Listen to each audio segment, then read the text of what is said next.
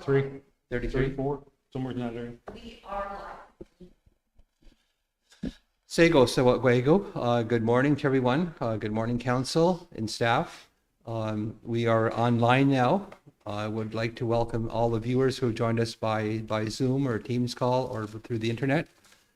Just a reminder for everybody to be really, really careful being outdoors today. It's supposed to be 32 or 33 degrees, so it's going to be exceptionally hot. So make sure you're well hydrated and be indoors where it's air conditioned as much as possible.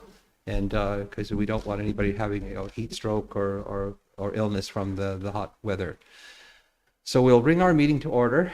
We will begin by acknowledging the Creator and asking the Creator for his help and his guidance, which we need every day and every hour of our life and the decisions that we have to make, particularly when we're serving the needs of our community.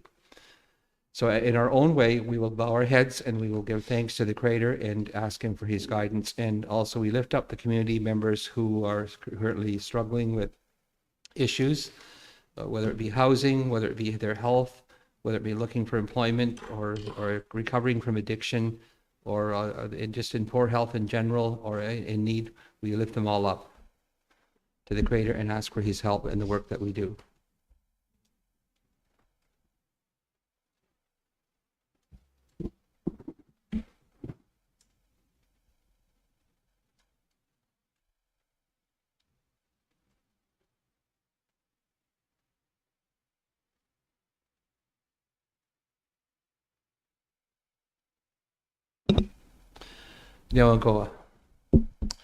So we have an agenda before you. The first order of business is to review and adopt the agenda. It's a rather short agenda for today. Are there any additions or deletions from the agenda? Chris?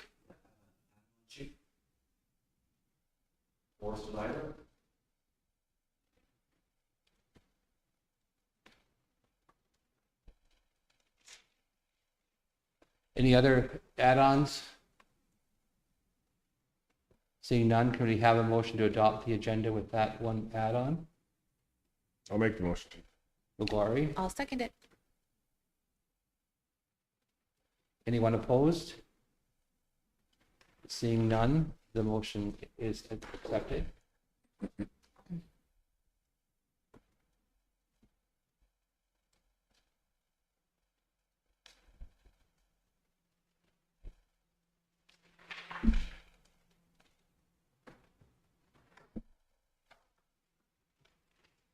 The next item are the minutes of June the 10th. Are there any errors, omissions, or corrections? Remember that you'll have to speak up because people online need to hear you, so bring your mics closer to your mouth. Chris, your mic. Chris, you'll have to bring yours closer to your mouth as well, and Curtis, a little bit closer, they won't be able to hear you. Thank you. So are there any errors, omissions, or corrections? So I'll go over the minutes for the benefit of our readers, our viewers online. So the council meeting of June the 10th was held here in the council chambers. The meeting started at 10:30 in the morning. Present were myself, Oguari, Chris Brandt, Curtis Brandt, Aaron, and Chris Miracle. We're here, Linda Lewine joined by teams. Sherry Miracle was present, Angela Miracle was present, Shelley Bowden was present. The motion 1 was moved by Aaron and seconded by Oguari to adopt the agenda. That motion was carried. Motion 2 was moved by Aaron and seconded by Chris Brandt that the local council business meeting minutes of May the 15th be approved. That motion was carried. Motion 3 was moved by Curtis and seconded by Aaron that the council minutes of May the 21st, 2024 be approved. The motion was carried. Motion 4 was moved by Aaron and seconded by Chris Brandt to approve the following meetings outside the territory. The Chief, Oguari, Curtis, Linda, and Chris Miracle attending the ISC lobby meeting in June 18th, 2024 in Toronto. And I'll be giving an update on that later on today. The Chief will be attending the AFN AGA from July the 9th to 11th in 2024 in Montreal and attending the Chiefs Committee on the Health Coordination Unit, Ontario Chiefs Committee on Health on July 23rd to 25th, 2024 in Toronto. The motion was carried. Motion 5 was moved by Curtis and seconded by Aaron to approve the council meetings for July and August 2024 as follows. The regular council meeting will be July the 3rd and 17th at 9:30 a.m. Local business will be on July the 10th and 24th, 2024 at 7 p.m. For August, the regular council meeting will be August the 7th and 21st at 9:30 a.m. Local business will be August 14th and 28th at 7 p.m. That motion was carried. Motion 6 was moved by Chris and seconded by Chris Brandt and seconded by O'Quarrie to approve appointing Councillor Aaron Ferranti to the Loyalist College Board of Governors. That motion was carried. Maybe we should put in there what time, when, from what period does that, until what, when does that appointment expire? To be honest, I'm not on it yet. There's stuff going on. I don't know that it's an appointment or an application process, so I'm not on it. Yeah, I've spoken with her. She's doing the behind the scenes stuff. Okay. Motion 7 is moved by Curtis and seconded by Aguirre that whereas the proposed hydro connection at 1230 Ridge Road was reviewed, there was a sketch provided to the council at 1230 Ridge Road. It was reviewed and approved by Mohawk Council Resolution number 2024-25-011. The motion was carried. Motion 8 was for another hydro connection, moved by Chris Brandt and seconded by Aaron, that the hydro connection at 1991 York Road be reviewed, and it was approved, and it was Mohawk Resolution number 2024-25-12. The motion was carried. Motion 9 was moved by Chris Brandt and seconded by Aaron to approve to sign the letter for Stephen Wine Garden requesting permission to harvest in our traditional harvesting area. The motion was carried. Motion 10 was moved by Chris Brandt and seconded by Linda Lewin to approve. Councillors Aaron Ferranti, Aguirre, Curtis, Chris Brandt will join virtually if available to attend the Iroquois Caucus Harvesting Summit on August the 28th to 29th in Oneida. Chief and councillors Aguirre, Curtis, Brandt, and Aaron Linda Lewin will be attending the Iroquois Caucus General Assembly and the Strategic Planning Session on September the 25th to the 27th in Akwesasne. The motion is carried. Motion 11 was moved by Chris Brandt and seconded by Curtis Brandt to request the staff provide dates for an MBQ Economic Development Corporation open house. The motion was carried. Motion 12 was moved by Aaron and seconded by Linda to approve the retainer agreement with Tammy Law to assist with Mohawk Family Services, and this is for legal issues. Can we put that in there, that it's for legal issues?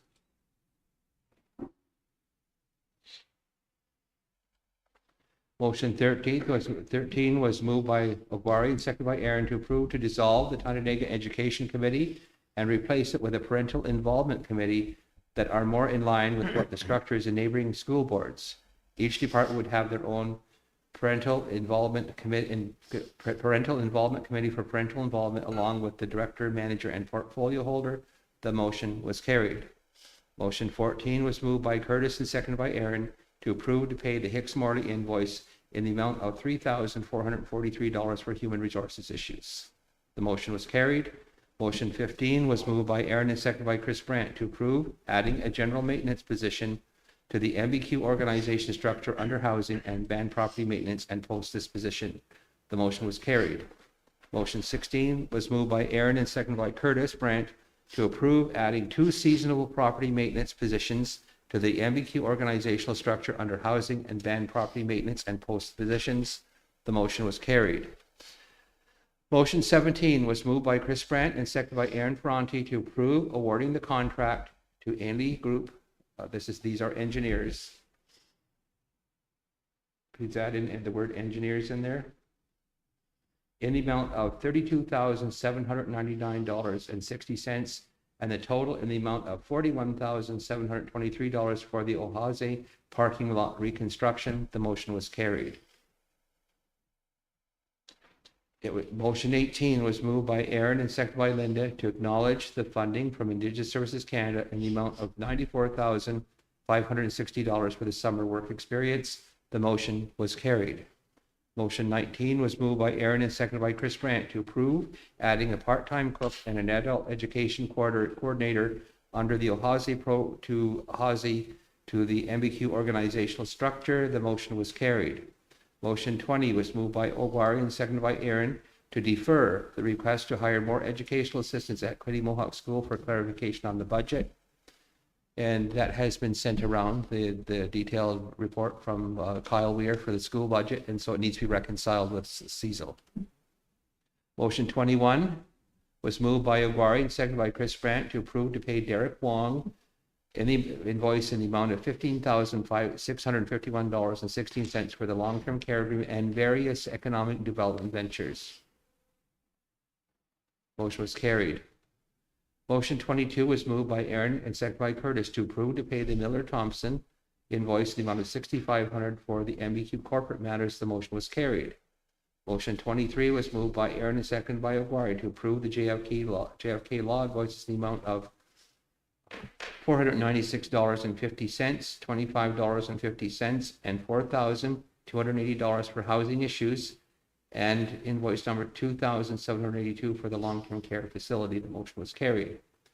Motion 24 was moved by Chris Miracle and seconded by Ogwari to approve selling the remaining lots in the industrial park for $25,000 per acre. The motion was carried. Motion 25 was moved by Ogwari and seconded by Curtis Brandt to approve the MBQ Youth Council members attend the Tyendinaga Mohawk Council meeting on June the 19th, 2024. The motion was carried, and I don't see they're here. Were they invited? Shelley, do you know if there was follow-up to that?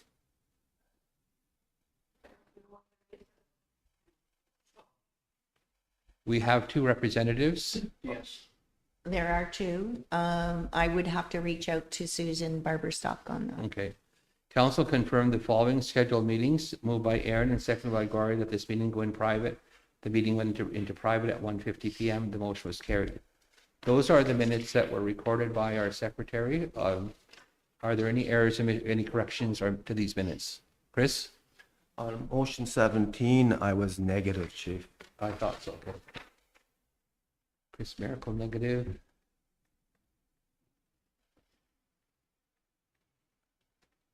Motion 6, perhaps I should have abstained or declared a conflict, but I guess neither here nor there. And why is there a conflict? Well, I was asked to interview for that position. Board of Governors.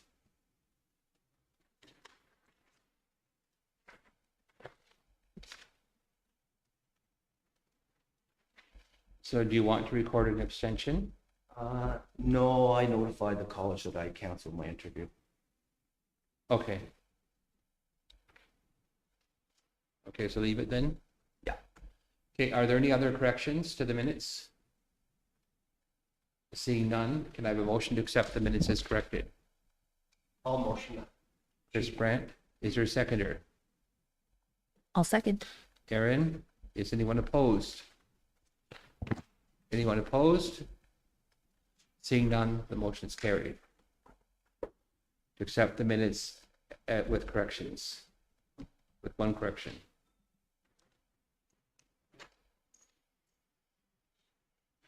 I didn't know, we didn't know that you were invited. You should let us know when that was brought up.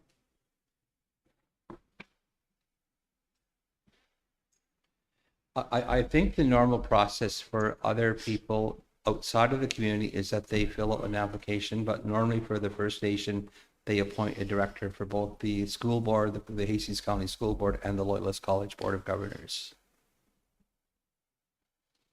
I would just see it fit to have our portfolio owner that you wear, right? Yep. And then Okay.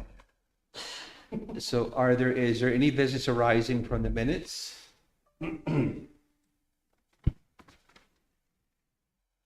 So I guess if the youth council wasn't invited to this meeting, can we invite them to the next one and be sure it gets done? Yes, I've reached out to Susan to follow up and find out where that's at and give me an update. And Okay. I will definitely have make arrangements Yeah, for and her if to they're have not those. available, instead of leaving us hanging, if they could just send an Exactly. email to yourself and the council, Exactly. then at least we know what to expect. Okay. Yeah. Thank you. All right, so is there any business arising from the minutes? Ogwari? Nope. Chris? Miracle? Aaron? Curtis? Chris? No. Okay. No. So when I ask a question, just say none for me, so I get a response. It's like, because I don't want to just sort of look around and read your faces. I'm good, Chief. I like to hear your voices. Okay, thank you. Okay, thank you. So then there's no business arising from the minutes. Okay, none.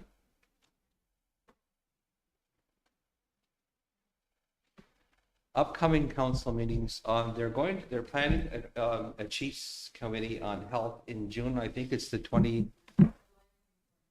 What is it? No, but there's one in June for the retirement of Alice Longhope, who's the secretary for our committee for 31 years.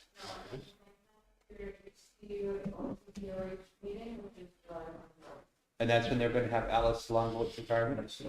Okay, that's good. Okay, great. Then that's resolved then.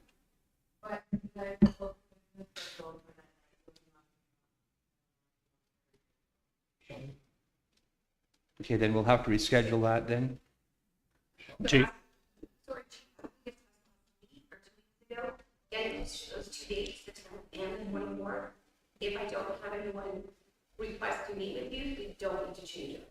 But if I do have someone, then we'll change them then. So we have to wait and see. Yeah, we'll just wait and get people to change it. Okay.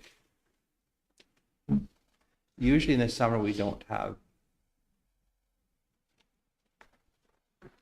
And, So I'll just give you an update on our lobby meeting with the department yesterday. I would thank the council members who were made themselves available to go. It was great to see your face there. They know that these issues are important to the community when they see the council attending. We discussed the lack of housing in our community and the unfair funding formula, and how there had been a really not a strong investment in housing. We're currently funded at getting about a half a house a year under the funding formula. The funding formula for housing has caused our community it's flatlined and actually even declined from what it was in 2006 and 7 till now. So we gave the charts of information, were all in the binder. And could we make sure that the council members who were not in attendance at that meeting could get a copy of the binder of information? There will be a follow-up meeting again on July the 22nd. We did get a commitment for the deficit programs for 2024 that the department will look at covering those deficits, and will be getting back to us hopefully by June the 26th. And now when we had a chat about the class action lawsuit, and there really is no coordinated implementation plan between headquarters at Indigenous Services Canada and the Ontario region. From the initial conversation, it looked like the headquarters was expecting the Ontario region to fund, I guess, the obligations under the class action law settlement. And if a community is in need of water or sanitary services, the government is supposed to pay 100% of those costs under the class action lawsuit. And right now they don't. They quickly said that they had spent the $6 billion within the first 2 years of the implementation of the settlement. But again, the Ontario region was caught off guard because they have no instructions, they have no budget, and they really don't know how to respond to the class action law settlement without resources. And so they're going to have an internal meeting between headquarters and regions to see if they can sort it out. And our lawyer will be sending a letter both to the Attorney General about this issue, as well as I've requested him to send a letter to the Prime Minister and to the Minister of Indigenous Services Canada, because this is unacceptable. So they're trying to hang their hat on the hook. They've already spent $6 billion, but that's the floor of the amount. It's not the ceiling. There is no cap budget for the class action lawsuit. So our lawyer, Kevin Hill, was on the phone along with Darian, and he's got an Ojibwe name that's very long. I'm not going to try to say it. But anyway, the two lawyers were on the call and as well monitoring what was going on, and they'll be crafting a letter, and we will be getting some information back shortly from Kevin Hill and Darian at OKT Law. Was there anything else that I left out I was just, for that particular. for the councillors that were in attendance? Somebody, Curtis? Yeah, sorry. Yeah, no, I think you pretty well covered it, Chief, on to them. I think you had them. So anyway, we'll look forward to see how they're going to cover the deficits. I think it's very, very important in future that our finance department make the council aware of any of the programs that are going to operate in deficit early on. I did tell them that we'd have our audit into them at the end of June. Yeah. So I expect that you to follow up with our auditors on that. We can't just let it roll on into July. It needs to get done. This will impact housing's ability to apply for any additional CMHC housing funds. They made that clear yesterday. If your audits are late, then you cannot. They cannot try to transact an ministerial loan guarantee if your audits are late. So this will start impacting on the community. So we have to get these audits done. Agreed.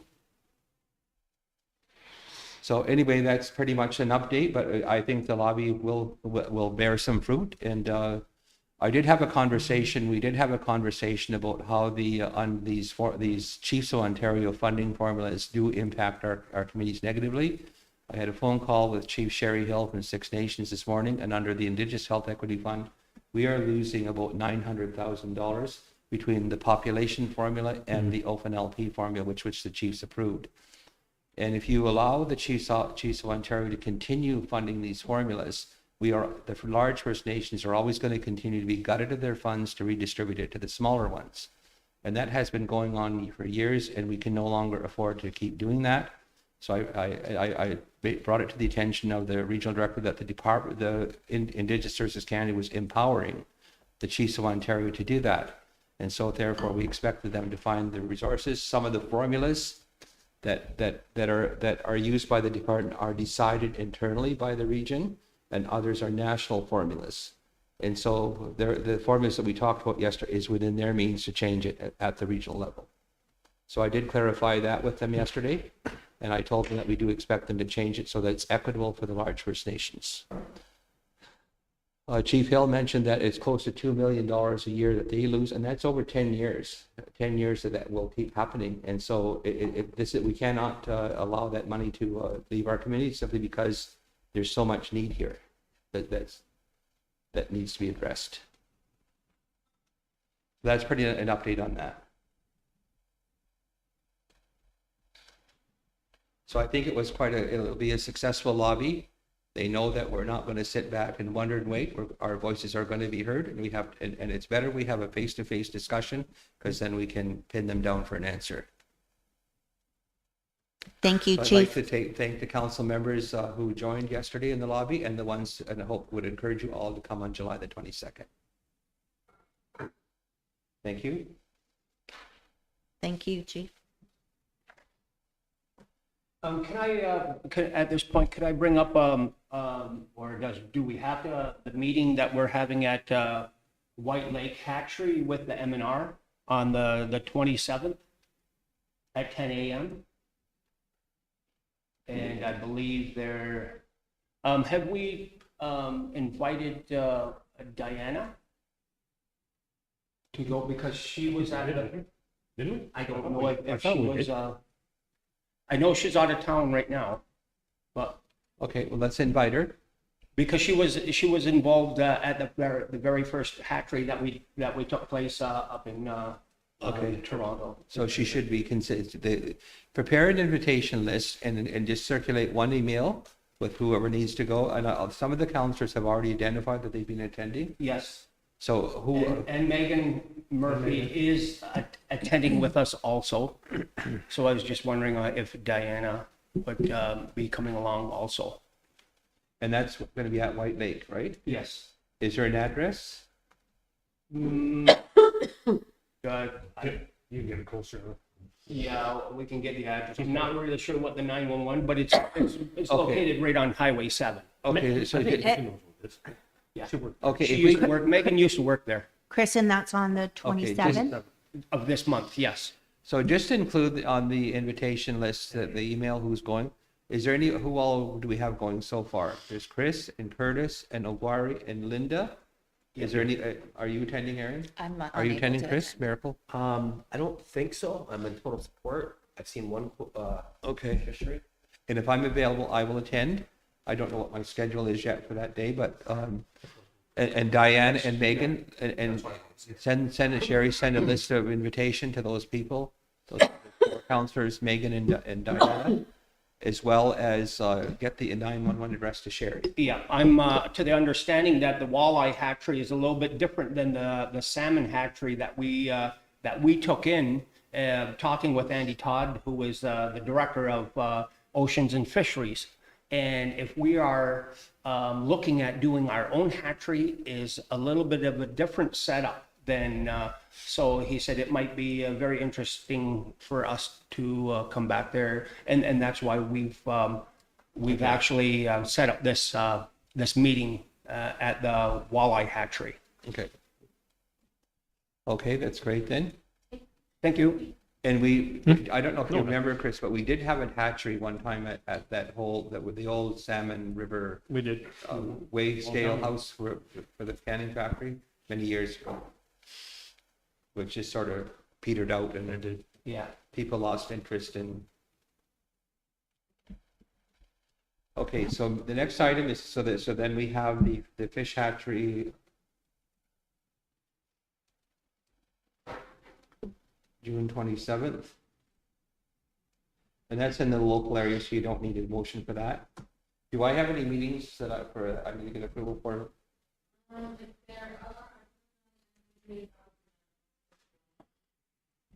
Okay, there's none then? Okay. Does anybody have any meetings outside the territory? I may have one meeting but I'm going to try to arrange it with Zoom call with the chiefs of the large First Nations over this Indigenous Health Equity Fund formula, because we want redress for that. That's an awful lot of money to be leaving our communities.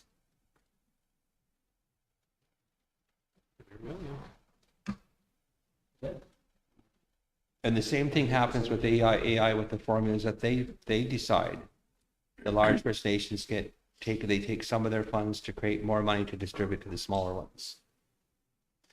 So the impact for that is for the social services where there needs to be a social response, we have longer wait lists. And our staff have to work through more frontline stress because they don't have the resources to respond to the needs.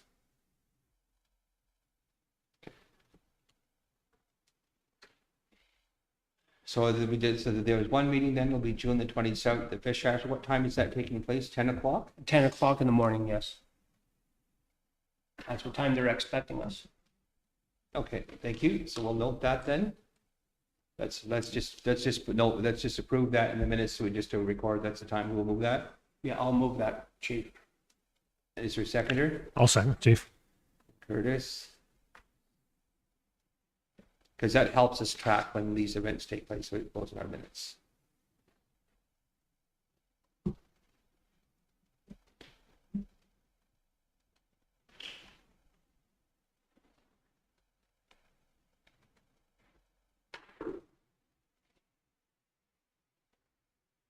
The Chief and Council upcoming minutes.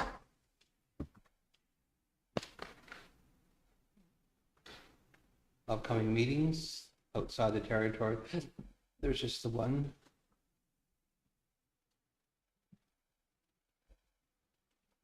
Hatchery issue.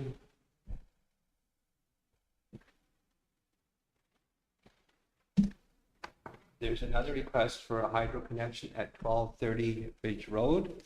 Yeah, didn't we already approve this one last week? Pardon me? We approved one at 12:30 Ridge Road last week. I thought so. I don't know what the issue is here, why it's back on the agenda. Can we have an explanation for that? Anyone?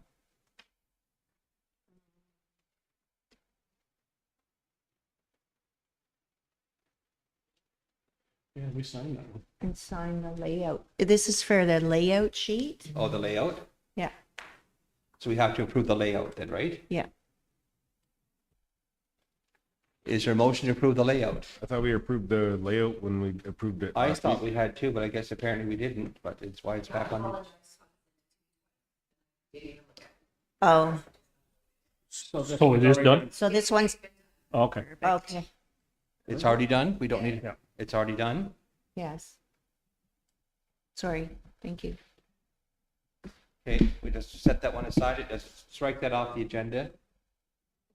Already done.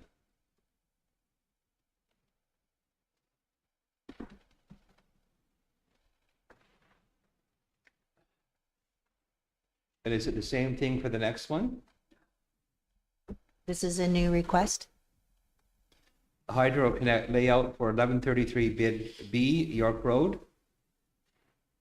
It's been reviewed by the road superintendent and it's recommended. And there's a council resolution needed to approve it. Is there a motion? I'll make the motion. And I'll second that, chief, yeah.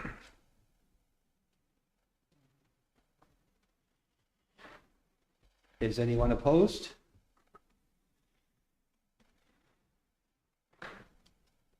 Seeing none, the motion is carried. That will get the resolution circulated for council signature.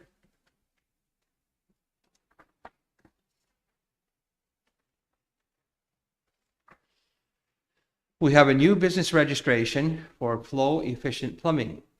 Flow Efficient Plumbing, the owner is John Miracle. It's residential and commercial plumbing. The environmental and fire inspections have been completed and insurance is on file. Is there a motion to approve? I'll approve, chief. I'll second.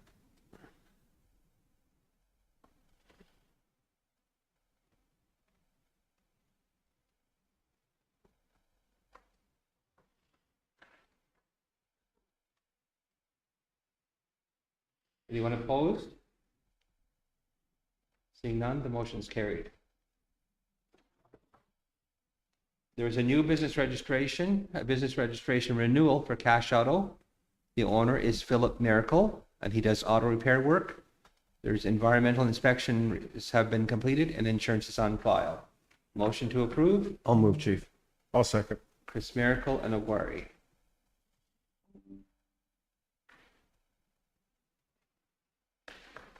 Anyone opposed?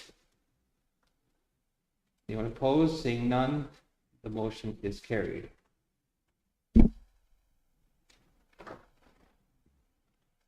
Legal invoices. Alan Pratt invoice.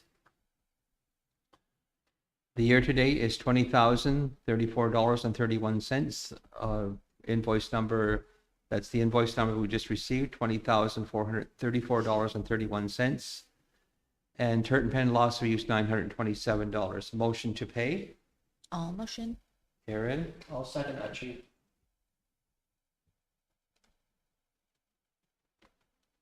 anyone opposed? Anyone opposed? Seeing none, the motion is carried.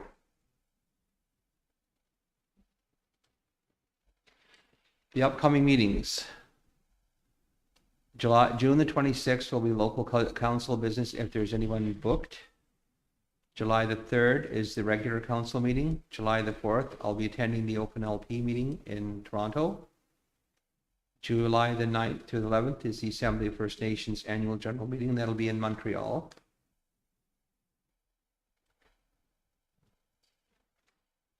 July the 10th is the local council business. Now, July the 10th is the same time as the PFN Assembly, so we'll have to reschedule that. Those were the ones.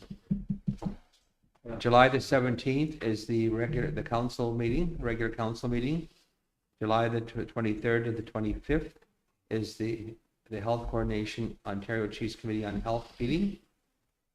And our meeting is on July the 22nd with the department. July 24th is the local council business. August 7th is the Mohawk Council regular meeting. And August the 14th is the local council business. August the 21st is the regular council meeting. And August the 28th will be local business. So it looks like we're going to have a motion to reschedule the July 10th meeting unless the council wants to chair that meeting.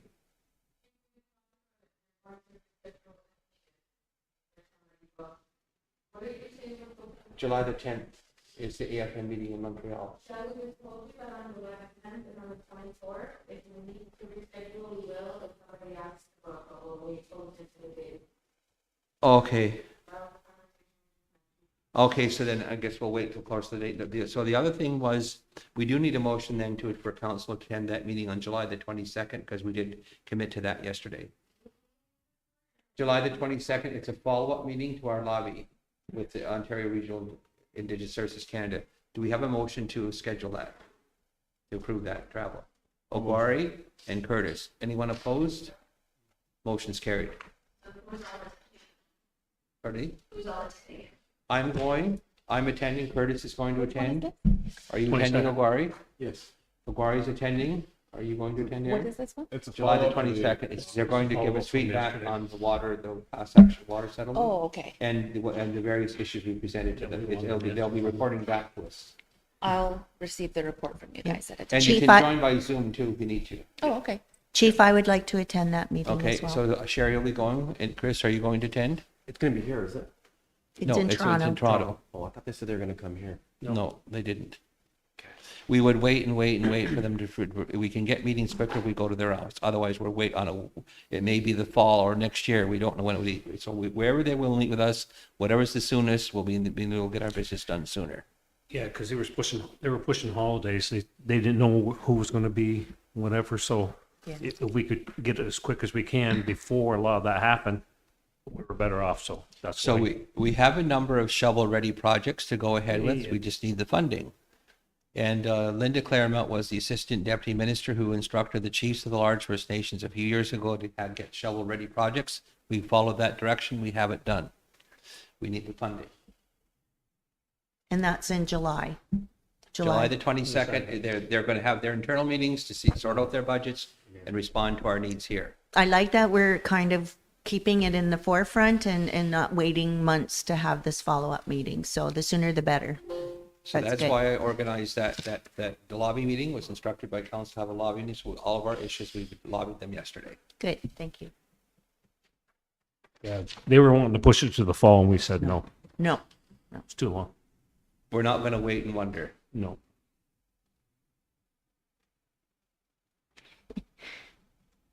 There's a modern song that has those words, I wait and wonder. Well, I'll find that song, I'll play it to them. it puts them into action to respond quickly to our urgent requests. So good strategy. But it's all the more reason for our staff to organize their data, their data on the work, the invoicing, so there isn't all this last minute scrambling before the audit. So to get organized with their data, so they're ready to give a quick briefing on stuff. I agree. So that'll be something you can look after, Sherry. Shelley. What? Yes. Yes. Okay.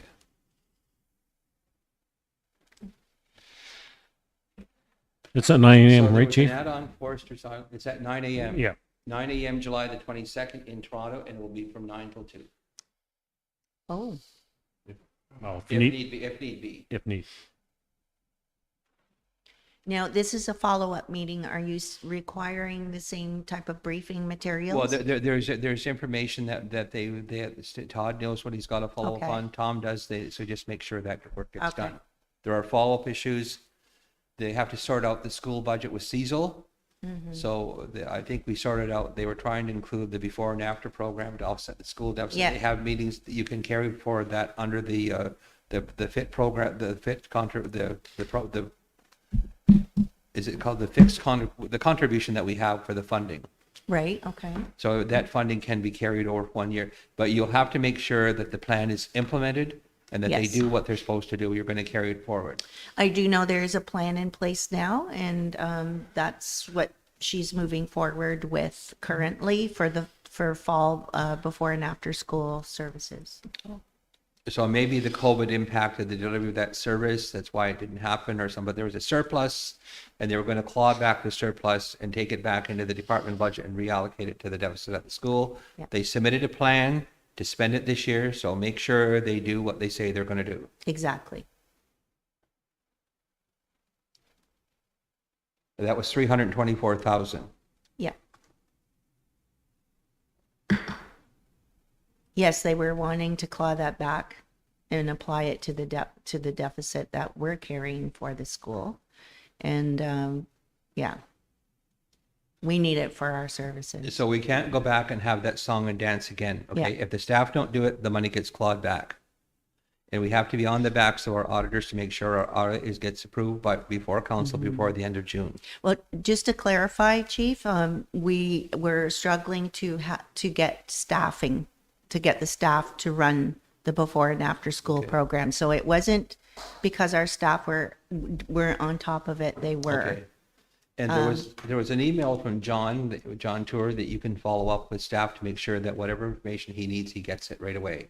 Yes, I am. I don't want any song and dance for the end of June. I am on top of that. Okay, Foresters Islands and add-on. We did have a letter from, an email from Lisa saying that basically they're waiting to hear from the lawyers, from Foresters, so whether or not they're going to pay for the cleanup, the environmental update of the environmental assessment, because Indian Affairs will not add anything to the reserve if the environmental assessment is more than 5 years old, and this one is. Chris? Can we have that discussion now? We can, it's on the agenda, it's where we are. So we've had differing opinions from lawyers.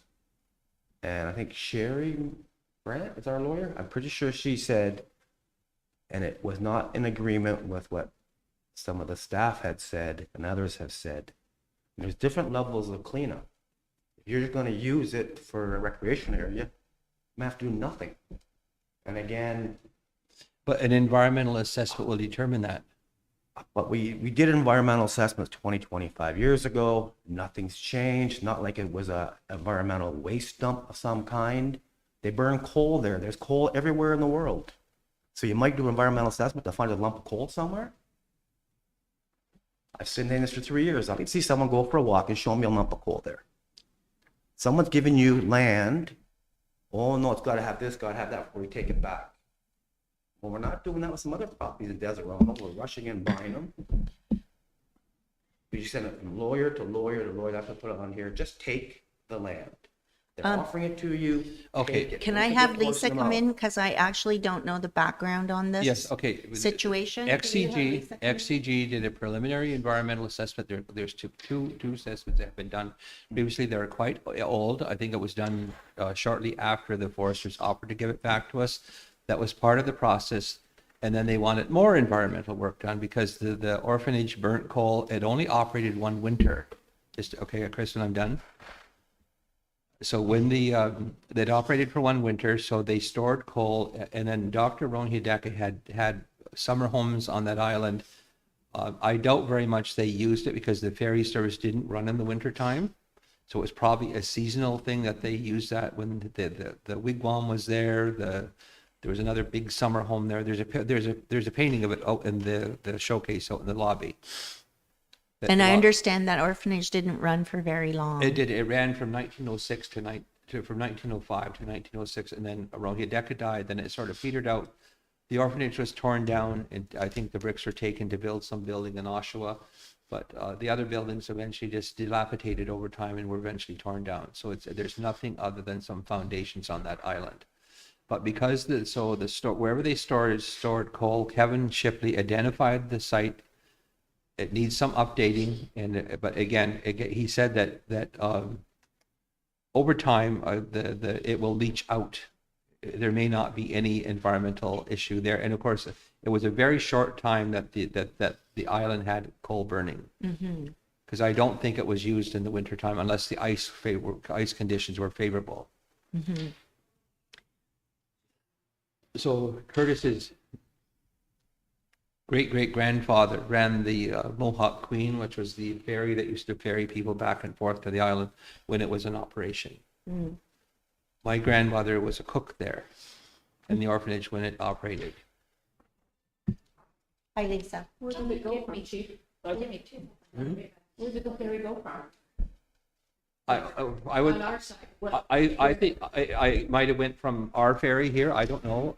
like Ferry Lane? It might have, or it might have went from the I don't know if it went from the Marl dock or here. I don't know. I just know there was a dock on Foresters Island. Hey, so we are still live, I thought it so was Maybe- Marl Dock, Chief, but I could be wrong. Okay, do you know which of the question with Foresters Islands where we're discussing now about the environmental cleanup, but the question I was mentioning to council that Curtis's great-great-grandfather, George Brandt, ran the ferry service there from the mainland to the island. Where did the ferry leave from? Was it the Marl dock or our ferry dock? Oh, that one I don't know off the top of my head. But there on the east side of the island, there was a ferry slip there. Yes, there is. Yeah. It's still there. It's kind of still there, yeah. So Lisa, we've called you in because the council wants a discussion around kind of where is that at? And I know there's been calls trying to contact the foresters lawyer or the foresters, I'm not sure, but I'm not familiar with this file. So I know you have the background and maybe the reasons why we're asking for certain environmental assessments and just to have a discussion whether we can possibly move forward with just accepting the transfer of this land back to Mohawks of the Bay of Quinte to keep this moving forward. So if you could give us a little bit of a, They've been waiting since 1998. okay. So earlier this year, when foresters and their lawyer came to meet with council, we might need Todd to speak to the environmental assessment part because that's a little bit out of my scope. We had in 2005, 2008, 2 environmental assessments done that indicated some issues on the property. When the foresters were here, council asked for them to pay for an updated EA so we would know the extent of the damage 15, 20 years later, I guess. And they were taking that back to get the approval of their board to do that. Our legal counsel has reached out monthly and is not receiving a response to foresters legal counsel. So not to foresters directly, but legal counsel to legal counsel. They have not replied, so it's just kind of sitting there. Waiting for them to confirm if they will pay for a subsequent environmental assessment. Todd can speak to that because I believe there's like 2 schools of thought right there. So if we do not go ahead with another EA, which is our prerogative, I guess, we could then have the land returned to us. However, we would have to keep it held in fee simple and not be able to do an additions to reserve process for that and just have to be held outside by MBQ. So if we wish to add it to the territory, we will need to do an environmental assessment on that. So anyway, I guess it's what I told council. They're waiting for for response from foresters. We've got 2 EAs that needed updating, and you have to have a current EA update to satisfy the ATR.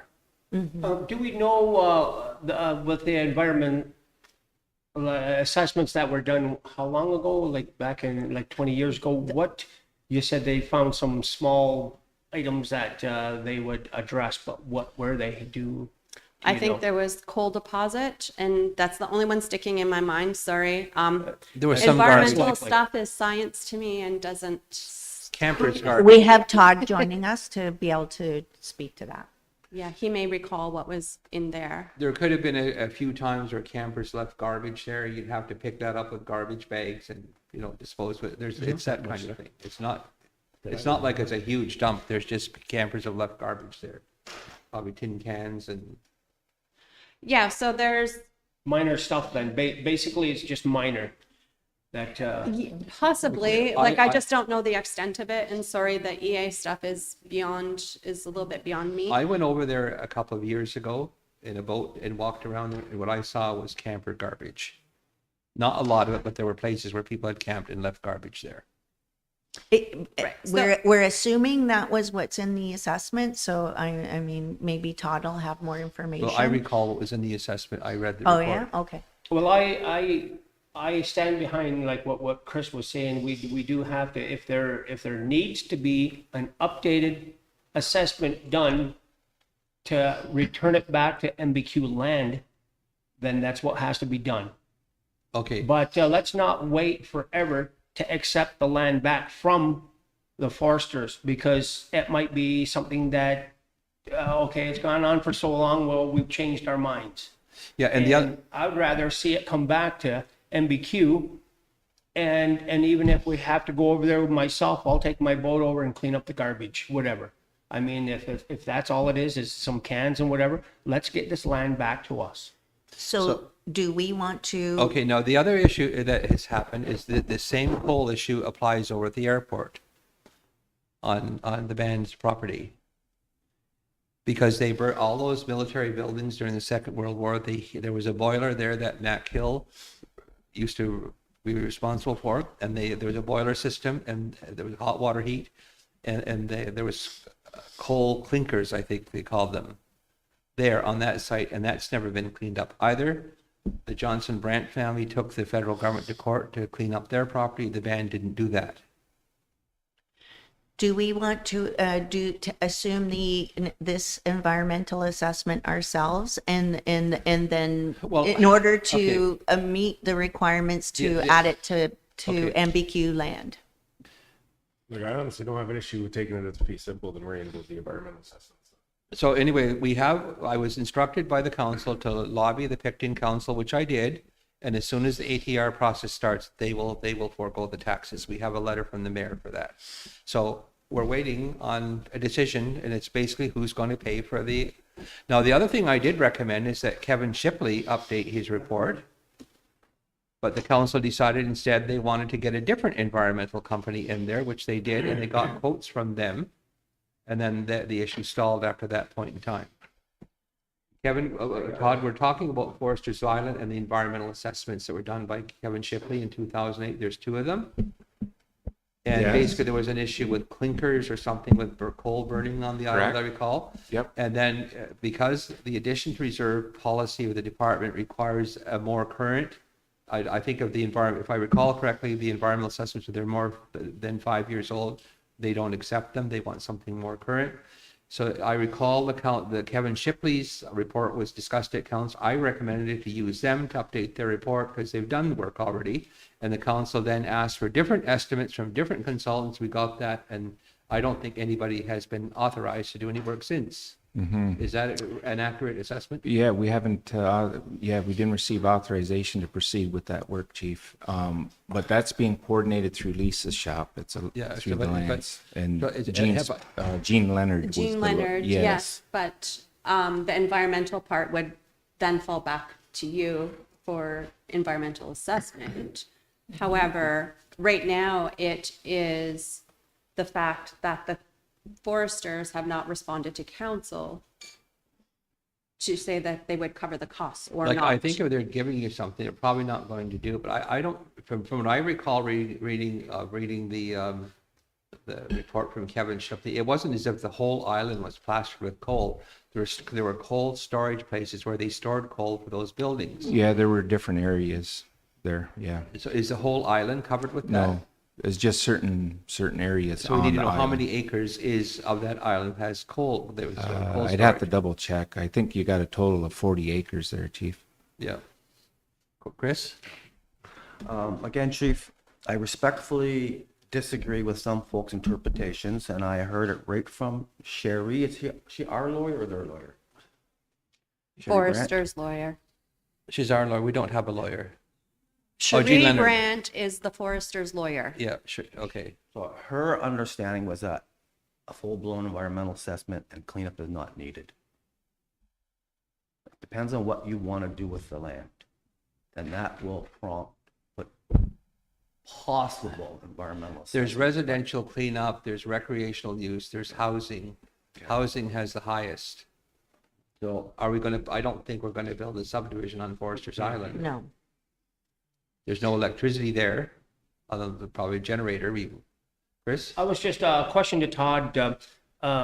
In those assessments that were done back, I actually asked Lisa about that. But do you know what came out with those assessments? Was it just the coal, or was there other things that had to be done? There was a couple of dump sites there as well, like just whatever they used for land, probably waste and just like Just you garbage. find it, yeah, just garbage basically. So not real like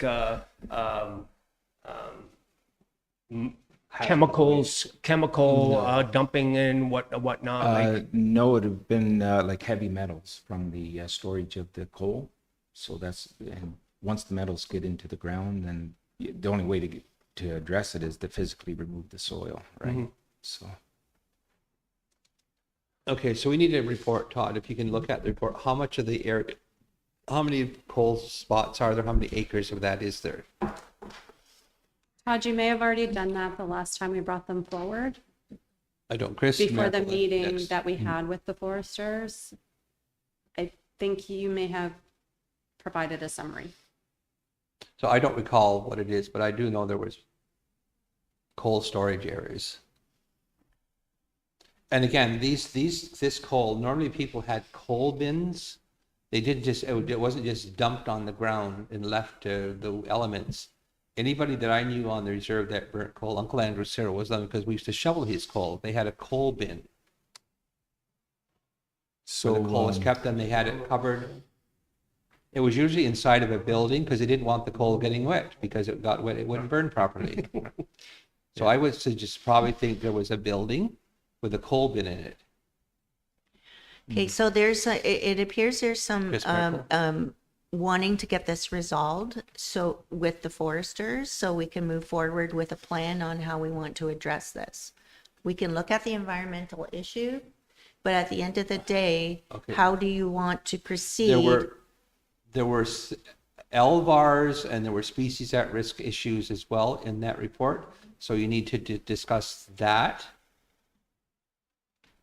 But that doesn't mean that you have to leave the island in its natural state. And the other reason why I think it should come back to the ban, because our people are going over hunting and fishing on fee simple land, and our members can be charged with being on fee simple land. I don't think the foresters would do anything, but there is one private member there that could. We wind up with the same situation we had in Picton. There's a lot of hunters that go over there and hunt in that marsh. Our people go over there in the springtime to spear pickle around the island. There is community use of that island. That's why I think it should come back. And then the instructions of council at the time was to get the island back. So I worked on that.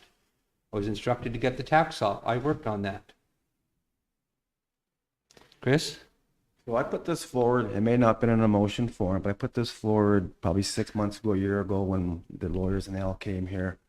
I'm putting a motion on the floor to accept the forester's offer to return the island to us as is. Okay. Is there a seconder for that motion? Why are Ideally, we we wanna- currently waiting? Like, what is Ideally- the, Sorry, go ahead, Aaron, go ahead.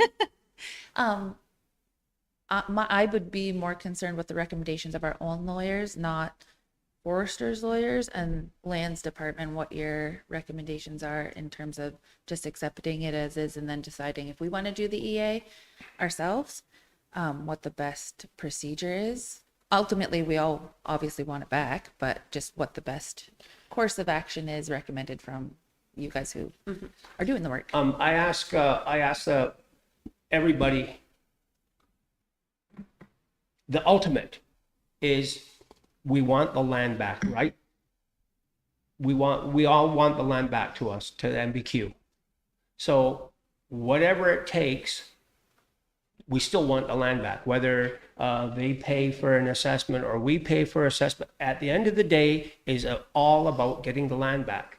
So basically what Chris is saying is that we take it, and you know, if there's something can be drawn up through the lawyers where they get the assessment paid for, or if they want us to pay for, or if they'll see us in the middle and go half and half with the payment, at the end of the day, we still want to get this land back.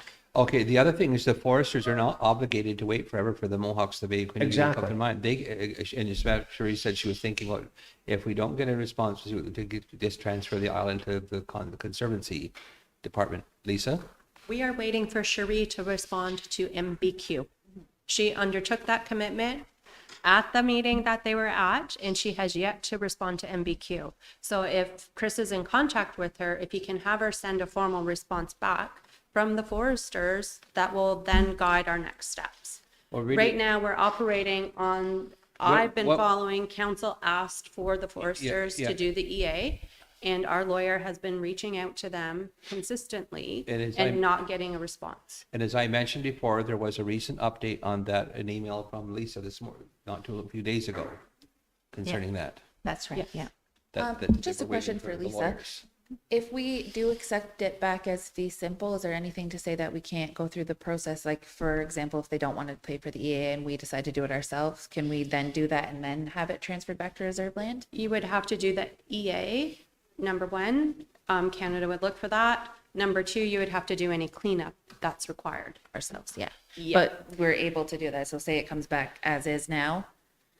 We Yeah. can still do that down the line if You we so can choose. You can hold this land in fee simple Right. and decide at a later date to do additions to reserve and follow that process. Just if it's held in fee simple, make sure it's on your insurance and all of that. And we can do that. That was also discussed So at the time. buildings are actually that were on Forester's Island are here at the bottom of this showcase over here. That was the orphanage. And the second shelf is Dr. Ronger's home up on the Pines on the Ridge Road. And what's that middle picture? That's the airport, isn't it? That's the airport during World War One. I have another question. Is there any risk assuming it back as fee simple? Like just assuming it back as is? This is something that's come up with other lands that wants to be surrendered, that there's an inherent risk if we assume land that we don't know if there's deeper issues with it without further knowing that. So is there a risk to just say, yes, let's take it back as is, and now we're responsible for anything that I think it depends on what you want to do with it. So this land, all pieces of land that MBQ potentially considers to buy, all has a different history in relation to MBQ. So the island itself was held by Captain John himself. And so we don't know if Captain John had buildings on it or not. We just know about Orohiadeka's time. Right. So versus say land in a claim area has a different history and you may take a different approach to that. But speaking on the island, it would just be the cost of the cleanup in the future. right. We might have to and again, I think there would probably been coal bins with a covered building because they would not want the coal to get wet in the winter. It wouldn't burn. Right. That's right. It So was in the years bill. ago, when the We know foresters first came to us and offered the property, the island back, Chris? and we undertake the EAs, the falling down part was that council wanted them to clean it up. And then they just stopped responding. Okay, Right. Chris, go ahead. Like I mentioned, that in the ultimate, at the end of the day, that we want to have this land back to the MBQ. I'm going to second Chris's motion to take it back. Okay, to accept it. Can I just give you a piece of information as well as you're making this decision, is if to assume the environmental assessment, there is a cost to that as well to do one. If we do, it can cost up to $100,000 to do an assessment, a reassessment.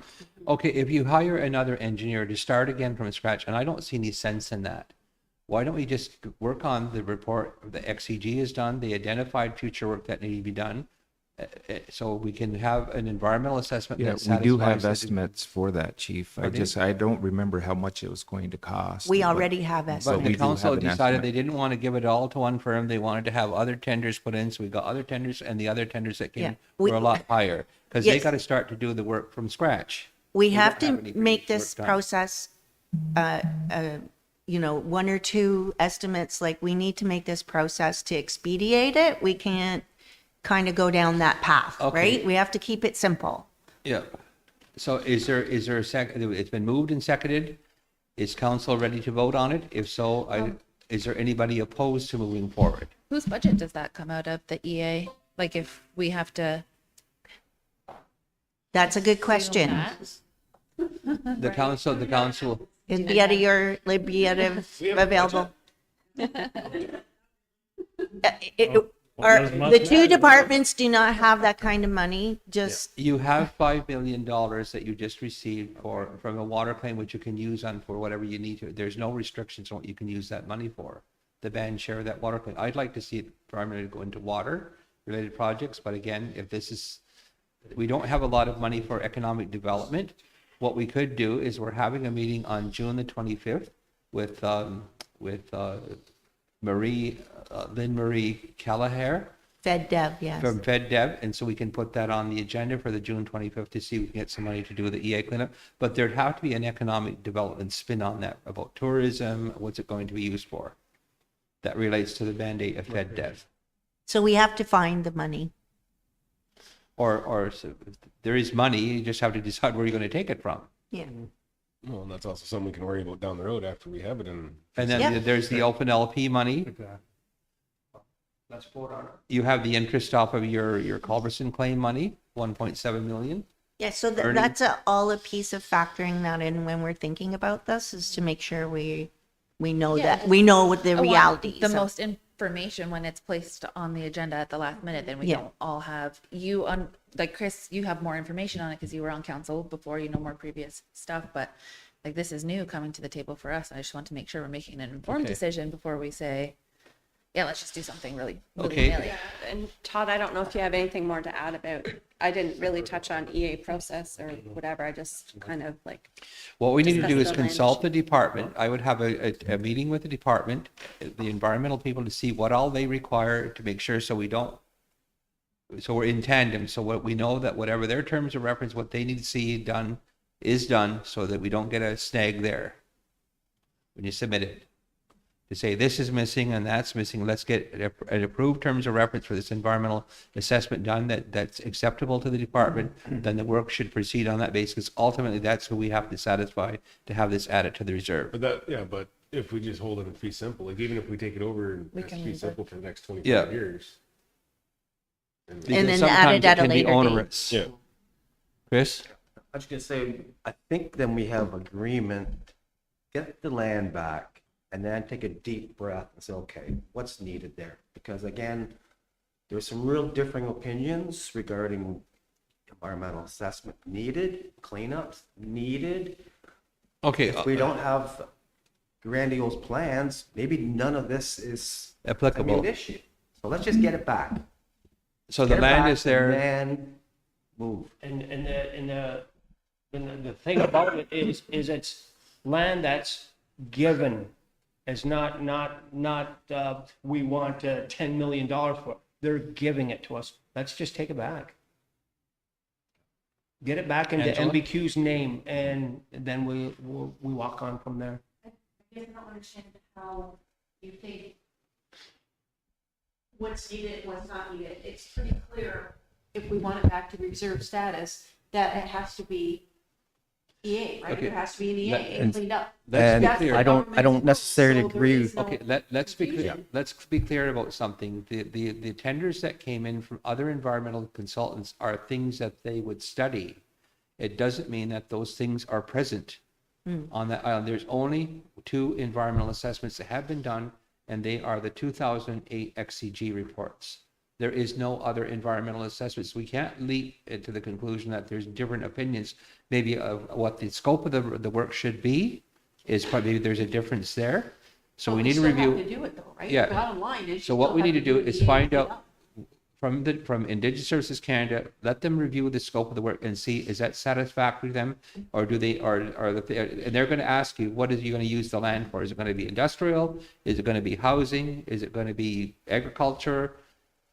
Is it going to be recreational?